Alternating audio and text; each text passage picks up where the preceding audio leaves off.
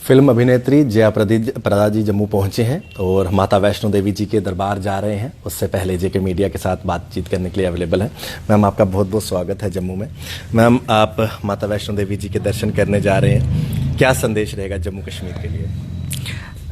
देखिए, जम्मू कश्मीर में इस वक्त जिस तरह ये जो माहौल चल रहा है उसमें मैं चाहती हूँ कि माता वैष्णवी का हमेशा कृपा रहे और सब लोग खुशहाल में रहे, यही हमारा प्रार्थना है। और जब जब मैं इस धरती को छूती हूँ तो मुझे बहुत अच्छा लगता है, क्योंकि इस धरती से मुझे बहुत प्यार मिला और मैं चाहती हूँ कि इस धरती में कुछ बदलाव आए और खुशियाँ आए, वापस हम लोग सब मिलजुल के रहें। तो ये हम चाहते हैं और ये सपना ना रहे और ये हकीकत में बदले। मैम, खुशियाँ वापस आने की बात आपने की। अभी आप कुछ देर पहले कश्मीरी पंडित समुदाय को मिलने गए थे जगती में। मैम, 90s में पलायन करके, माइग्रेशन करके उनको यहाँ पर आना पड़ा। आज भी उन लोगों की नज़र ये है कि उनको अपने होमलैंड वापस जाना है। क्या कहना चाहेंगे आप? ये कश्मीरी पंडितों को कश्मीर से विहीन कर दिया गया, आज कश्मीर कश्मीरी पंडितों के बिना अधूरा है, क्या कहना चाहेंगे? कश्मीर के जो रौनक है उन्हीं लोगों के से अगर वापस जाते हैं तो उन्हीं के साथ इस रौनक भी वापस जाएगा। लेकिन लगातार कई बदलाव आया है सरकारों में, कई सरकार आई गई, लेकिन कश्मीरी पंडितों के लिए जिस तरह हम उम्मीद कर रहे थे, जिस तरह उनके न्याय दिलाना था, वो न्याय अभी भी एक प्रश्नार्थक है। तो मैं चाहती हूँ कि ना कांग्रेस के सरकार या ना मोदी जी के सरकार कोई भी इनको न्याय दिलाने के लिए इनको जितने ज़रूरत है, जो पंडितों के लिए जो ज़रूरत है उनके वापस लाने के लिए, सिर्फ उनके जगहों पर, वो अभी भी अधूरा रह गया है।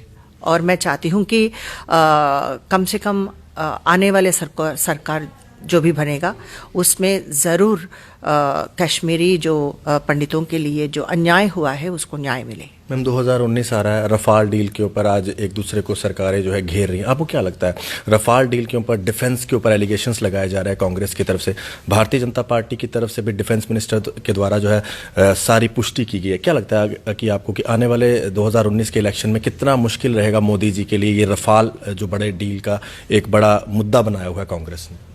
देखिए, ये जो है डिफेंस के लिए भी एक लोगों को नज़र में एक ऐसे जो डिफेंस के ऊपर नहीं होना चाहिए उस तरह का एक मात्रा छूट रहे हैं, क्योंकि लोगों को ये बार बार राफेल के बारे में बोलना, पार्लियामेंट में इसके बारे में बोल के ये दोनों तरफ से इस तरह का जो पार्लियामेंट का जो समय भी ख़त्म हो रहा है, समय भी बीत रहा है, लोगों के पैसा भी वेस्ट हो रहा है। लेकिन मैं चाहती हूँ कि जो देश के रक्षा करने वाले उस डिपार्टमेंट के बारे में आज जो जिक्र हो रहा है, आज जो बातें हो रही हैं, ये थोड़ा सा सबके लिए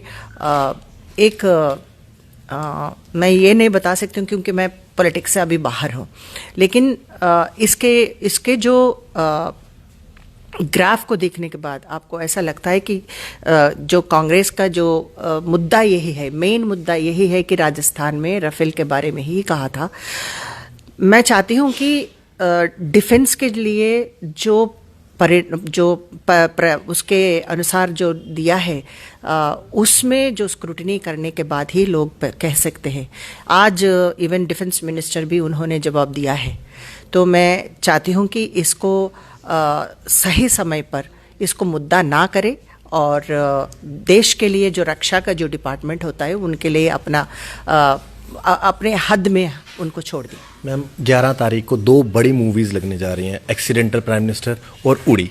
मैम, दोनों मूवीज़ में जो है, एक में जो उड़ी के ऊपर एक सर्जिकल स्ट्राइक को लेकर बार बार उंगलियां उठाई जा रही थी सरकार के ऊपर, दूसरी तरफ से एक्सीडेंटल प्राइम मिनिस्टर को भारतीय जनता पार्टी एक बड़ा मुद्दा लेकर कांग्रेस को घेर रही है और कांग्रेस का भी बार बार अनुपम खेर या उनकी टीम के ऊपर जो है बार बार एलिगेशंस लगाए जा रहे हैं। क्या समझते हैं आप इन दोनों मूवीज़ के लिए? देखिए, आजकल जो है जो भी सब्जेक्ट्स हैं, आजकल जो मेन सब्जेक्ट्स जो हैं वो क्रिएटिव नहीं है। जो मुद्दे जो है देश का हो या राजनीति हो, इसमें या बायोग्राफी हो, इसमें जो है एक फीवर चल रहा है इंडस्ट्री में। तो जैसा आपने कहा था कि जो अनुपम खेर जी ने जो मनमोहन सिंह जी का जो किरदार निभाए हैं, लेकिन मैं ये चाहती हूँ कि देखिए वो कैरेक्टर में मनमोहन सिंह जी का उन्होंने निभाया, लेकिन मैं मनमोहन सिंह जी को मैं बहुत रिस्पेक्ट करती हूँ, क्योंकि उनके रिजिम में इस देश के इकोनॉमिक स्टैंडर्ड को विदेशों में भी उनके जो इंटेलेक्चुअल लेवल पर पहुंचाया है। लेकिन मैं आज ये बताना चाहती हूँ कि अगर न्यूक्लियर डील के उनके रिजिम में हुआ है, देश के रक्षा के लिए न्यूक्लियर डील किया गया है, तो मैं चाहती हूँ कि घोटाला तो मनमोहन सिंह जी ने नहीं किया ना, लेकिन ये सब जो दिखा रहे हैं इसके लिए कोई फायदा उठाने वाला नहीं है, कोई फायदा होगा नहीं है। लोग ये पिक्चर देखेंगे 2 घंटे में भूल जाएंगे, लेकिन इसको एक दूसरे का एक कोल्ड वार चल रहा है। एक किसी को मतलब बातों से सही या कोई फिल्मों से सही, फिल्में media is very strong I can say, but Manmohan Singh ji को नीचे ऐसा नहीं दिखा रहे। मनमोहन सिंह जी का उनका अपना गरिमा हमेशा है। और दूसरी बात ये कहना चाहती हूँ कि जो उनको नियमित किया गया है उनको नीचे दिखाने के लिए कोशिश हो रहा है। मैम एक आखिरी सवाल, आप लेट हो रहे हैं इसीलिए सिर्फ छोटा सा सवाल। नसीरुद्दीन शाह का ये कहना है कि उनको ऐसा लग रहा है कि यहाँ पर उनका रहना या फिर कुछ मुस्लिम लोगों का रहना जो है हिंदुस्तान में ठीक नहीं। उन्होंने अपने बच्चों का नाम लिया, आपने भी सुनी होगी स्टेटमेंट। क्या लगता है कि आपको जो ये स्टेटमेंट दी जा रही है, हालांकि नसीरुद्दीन शाह द्वारा काफ़ी सारी ऐसी देश हित में मूवीज़ बनाई गई हैं, अगर उन मूवीज़ को देखें और इस स्टेटमेंट को देखें तो काफ़ी कॉन्ट्राडिक्शन देखने को मिलती है। देखिए ऐसा है ना, आज मैं जम्मू कश्मीर में हूँ। आपने पहले सवाल आपने मुझसे किया था कि कश्मीरी ब्राह्मण्स के लिए उनके अपने जगह पे जाना चाहिए। जब कश्मीरी ब्राह्मण को वहाँ से कश्मीर से निकाला गया है कि एक दिन ऐसा भी हो जाएगा कि हिंदुओं को हिंदू बोलने पर भी डर लगता है। तो मैं ये नहीं कह रही हूँ कि जो कमेंट जो नसीरुद्दीन शाह किस मुद्दे पर किए हैं, किस मूड पर किए हैं, ये मुझे आइडिया नहीं, मैंने देख नहीं पाई। लेकिन बात ये बताना चाहती हूँ कि हम हिंदुस्तान में हैं, एक गर्व की बात है। तो हिंदुस्तान में हिंदू को रहने का पूरा हक है।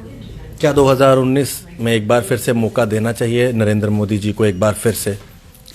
देखिए मैं पूरी कोशिश करती हूँ कि मैं तो अभी ना मैं बीजेपी में हूँ ना मैं कांग्रेस में हूँ, लेकिन मैं आम जनता के नाते मैं ये बताना चाहती हूँ कि देश के लिए ऐसा एक लीडर होना चाहिए जो समस्या को समाधान करने के लिए वो खुद लड़े।